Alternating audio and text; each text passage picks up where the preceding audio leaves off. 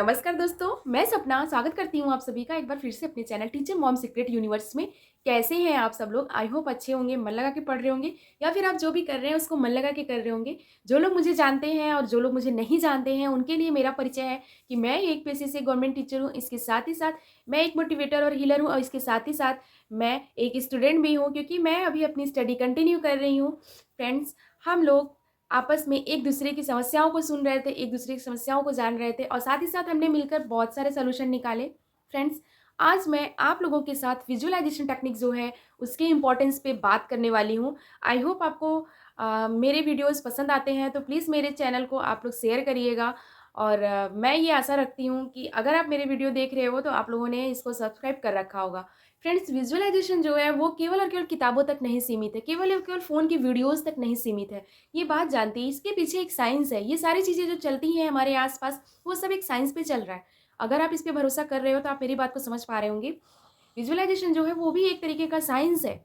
आप गूगल पे सर्च करिए कि विजुअलाइज़ेशन टेक्निक जो है लॉ ऑफ अट्रैक्शन की, उसमें आप क्या-क्या वो किस-किस जगहों पे यूज़ की जाती है। कहने का मतलब कि अगर बहुत सारे रिसर्चेस पेपर्स आपको मिल जाएँगे वहाँ पे जो पब्लिश हुए हैं, जो ये बताते हैं कि विजुअलाइज़ेशन जो है उससे हम बहुत बड़ी चीज़ें मैनिफेस्ट कर सकते हैं अपनी लाइफ़ में। अपने समझ लीजिए जो हमारा वर्किंग एरिया है, उसको हम बढ़िया कर सकते हैं, बढ़िया बना सकते हैं। उसके आउटकम्स जो हैं वो हमें अच्छा मिल सकता है उसके थ्रू विजुअलाइज़ेशन से।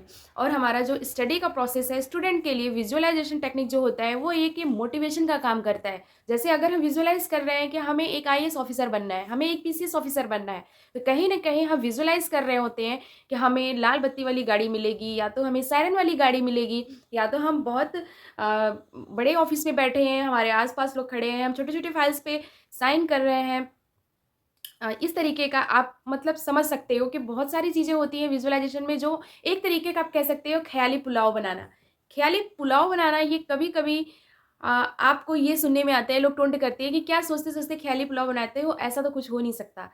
लेकिन विजुअलाइज़ेशन टेक्निक जो है एक तरीके का ख़याली पुलाव ही है। जो इस पे भरोसा कर रहा है, जो इसकी ताकत को समझ रहा है, वो एक ऐसे थॉट प्रोसेस में चल रहा है कि वो चीज़ों को जान रहा है, समझ रहा है। वो अपने आप को मोटिवेट करने के लिए चाहे जैसे या तो फिर अपने वर्क को अच्छा करने के लिए, वो ये सारी चीज़ें टेक्निक कर रहा है। फ्रेंड्स, आज आप मेरी वीडियोज़ देख रहे हो या फिर कोई भी जो भी लॉ ऑफ अट्रैक्शन की चीज़ों को समझने की कोशिश कर रहा है, जो ये चाह रहा है कि उसकी लाइफ़ में बहुत सारी चीज़ें अच्छी हों, फैक्चुअल चीज़ें हों, हमें यहाँ पे कोई बहुत बड़ी-बड़ी चीज़ें नहीं करनी है। हम भी वही बातें बताते हैं आपको, जो हमने प्रैक्टिस की है या करती हूँ मैं प्रैक्टिस या तो फिर मैं इतने सालों से जो एक्सपीरियंस मैं ले रही हूँ लॉ ऑफ अट्रैक्शन का, वो मैं बातें आपको बताती हूँ। फ्रेंड्स, एक बात मैं और आपको बताना चाहती हूँ कि अगर आप एक चीज़ देखोगे, अगर आपको अपना समझ लीजिए कि रिज़ल्ट अगर आपको अच्छा चाहिए किसी भी चीज़ का, चाहे वो स्टडी के क्षेत्र में हो, चाहे वो आप अपने काम में, चाहे आपका बिज़नेस हो, अगर आप विज़ुअलाइज़ेशन की टेक्निक अपनाते हो,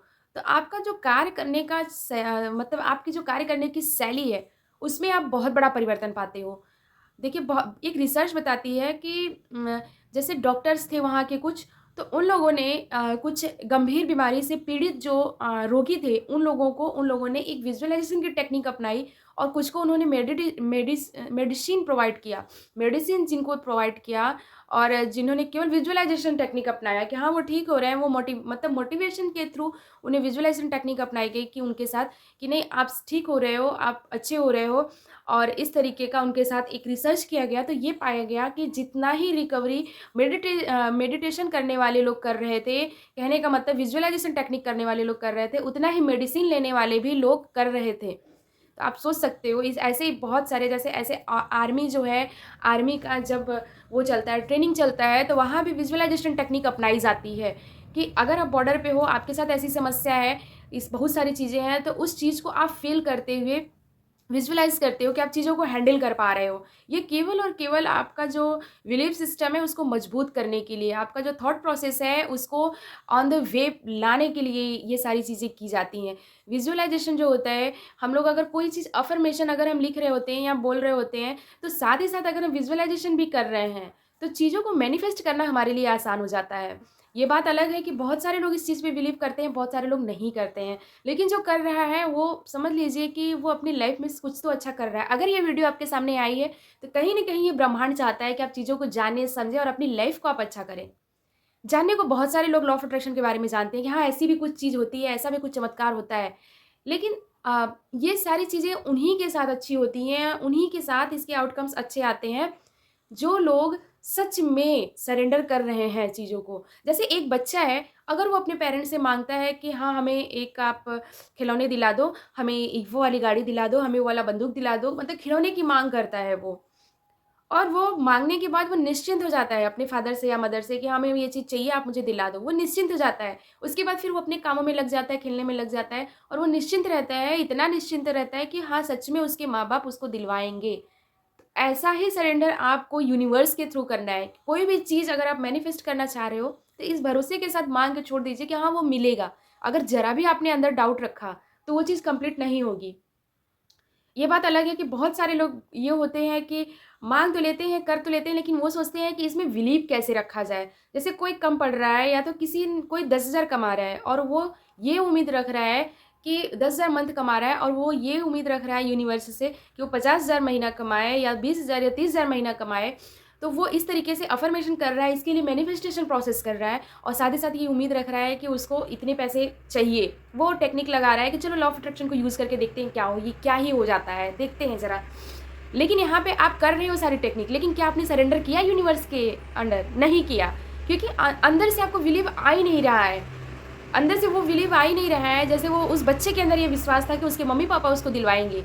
उसी तरह आपको ये विश्वास नहीं हो पा रहा है, वो मतलब एक तरीके का वो चंचलता आपके अंदर नहीं आ रही है, वो क्लैरिटी आपके अंदर नहीं आ रही है कि वो चीज़ आपको मिलेगी, तो फिर वो चीज़ कैसे आपके जीवन में मैनिफेस्ट होगी? नहीं होगी मैनिफेस्ट। तो इसी तरीके का हम लोग बहुत सारी चीज़ें करते हैं। जैसे कि अभी आप ये सोचो कि जब तक आपके पास कोई समय है, आपके पास एक लिमिटेड टाइम है कि इतने महीने एग्ज़ाम है और इसी मंथ में आपको पढ़ाई करनी है। आपको इसी मंथ पढ़ाई करनी है। 2 तरीके के लोग हैं, वो उनसे एक कहा जाए कि आप पढ़ो मत, केवल सोचो और आप कुछ मत करो, बस केवल सोचो, विज़ुअलाइज़ेशन करो, अफ़र्मेशन लिखो और आप पढ़ो मत। और एक बंदा है जिसको आप ये कहिए कि नहीं आप पढ़िए, आप जिस तरीके से पढ़ना चाहते हो, आप पढ़िए, मन लगा के पढ़िए, पूरे विश्वास के साथ पढ़िए। तो यहाँ पे आप देखेंगे कि बहुत सारे लोग ऐसी चीज़ों को जो चैलेंज कर रहे हैं ना कि आप सोच रहे हो, कर रहे हो, जो सोचने वाला केवल विज़ुअलाइज़ेशन करने वाला बंदा है, उसके साथ ये होगा कि वो उसका बिलीव जो है वो स्ट्रॉन्ग कभी हो ही नहीं पाएगा क्योंकि वो एक्शन नहीं कर रहा है, वो चीज़ों को कर नहीं रहा है। अगर बच्चे ने एक्शन नहीं किया होता, अगर वो अपने मदर-फादर से माँगा नहीं होता या तो उस चीज़ के प्रति अपने अंदर एक खुशी नहीं लाया होता कि अगर वो गाड़ी उसके साथ उसको मिल जाएगी तो उसे कैसा अच्छा लगेगा, कैसी फीलिंग आएगी।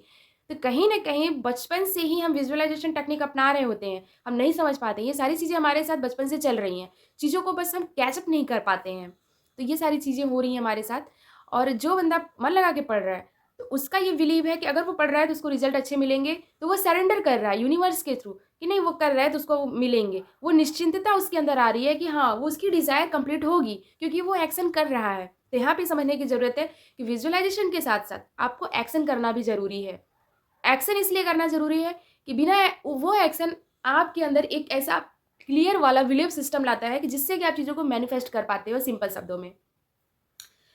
और एक बात मैं और बताऊँ कि कभी-कभी ये होता है कि चीज़ों पे भरोसा देने के लिए, करने के लिए मैं हमेशा बोलती हूँ कि अपने सबकॉन्शियस माइंड में आप चीज़ों को अगर आप पॉजिटिव वे में चाहते हो सोचना और करना, तो उसके लिए आपको कुछ-कुछ चीज़ें बार-बार बोलनी पड़ती हैं, बार-बार आपको खुद को याद याद दिलाना पड़ता है। जैसे कि अगर आपको एग्ज़ाम प्रिपरेशन में किसी भी एग्ज़ाम में कौन-सी रैंक चाहिए, अगर वो सामने लिख के आप दीवार पे चिपकाते हो, तो कहीं न कहीं वो आपके सबकॉन्शियस माइंड में वो नंबर, वो रैंकिंग आपके साथ रन कर रही होती है। जब भी आप पढ़ने बैठते हो, जब भी आप सोचते हो, बार-बार देखने से, बोलने से, करने से ऑटोमैटिक आप विज़ुअलाइज़ करने लगते हो कि हाँ, इतनी रैंक आपकी आ गई, इतने नंबर आपके आ गए, आपने क्वालीफाई कर लिया, आप खुशी फ़ील कर पाते हो। तो एक तरीके से वहाँ आप देखोगे कि आपके अंदर भी निश्चिंतता है, आप भी सरेंडर कर रहे हो यूनिवर्स में कि हाँ, ठीक है, मैं कर लिया, मैंने मैंने अपना एक्शन भी कर लिया, मैंने विज़ुअलाइज़ भी कर लिया।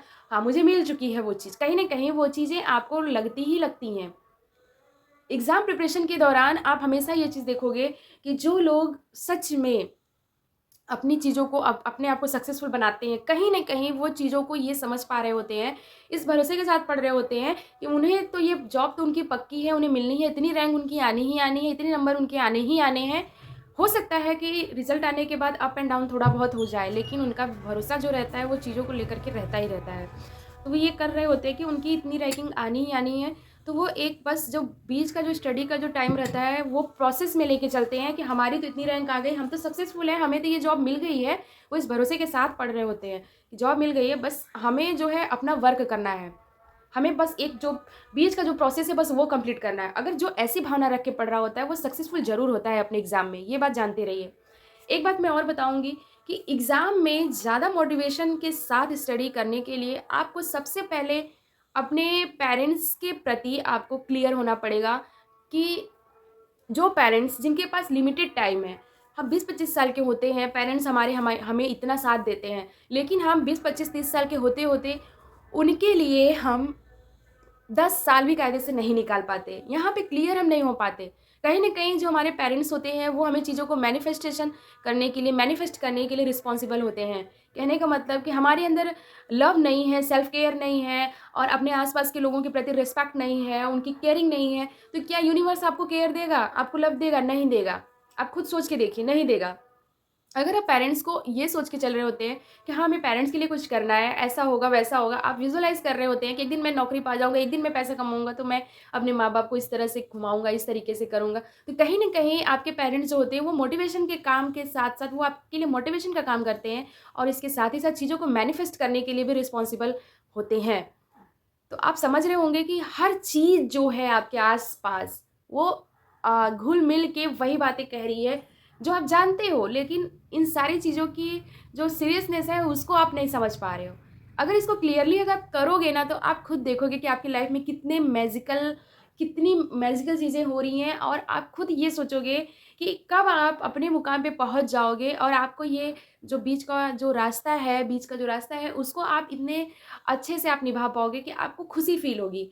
तो अगर इस जर्नी को आप अच्छा फ़ील कर रहे हो तो एंड द रिज़ल्ट आपको ये मिलेगा कि आप जिस मुकाम पे पहुँचना चाहते हो वहाँ पहुँच के भी आपको उतनी ही खुशी मिलेगी। बहुत सारे लोग ये होते हैं कि अपने लक्ष्य को पाने के बाद भी वो संतुष्ट नहीं होते हैं। संतुष्ट का मतलब कि उन्हें उस लक्ष्य को लेकर के कभी भी उतनी खुशी नहीं होती है जितनी उनको होनी चाहिए, जितनी उनको होनी चाहिए। एक टाइम पे जब तक वो जॉब उन्हें नहीं मिली रहती है, उसके लिए वो भरसक प्रयास करते हैं, लेकिन एक टाइम के बाद वो अपने जॉब में बोरियत फ़ील करने लगते हैं क्योंकि अपने काम में वो खुश नहीं है, क्योंकि उन्होंने पहले से प्लानिंग नहीं कर रखी। कोई भी खुशी अपने से लव जो है अपने अंदर वो नहीं लेके आए, अपने सोल के प्रति, अपने करियर के प्रति वो पैशन, वो प्यार नहीं है उनके अंदर, वो रिस्पेक्ट नहीं है अपने पैशन को लेकर के, तो एन्जॉय नहीं कर पाते। तो क्या ही फ़र्क पड़ता है कि हम जॉब करें या ना करें। तो फ्रेंड्स बस इसी मोटिवेशन के साथ मैं ये अपना छोटा-सा वीडियो द एंड करती हूँ और आशा करती हूँ कि आप लोगों को मेरी बातें समझ में आई होंगी।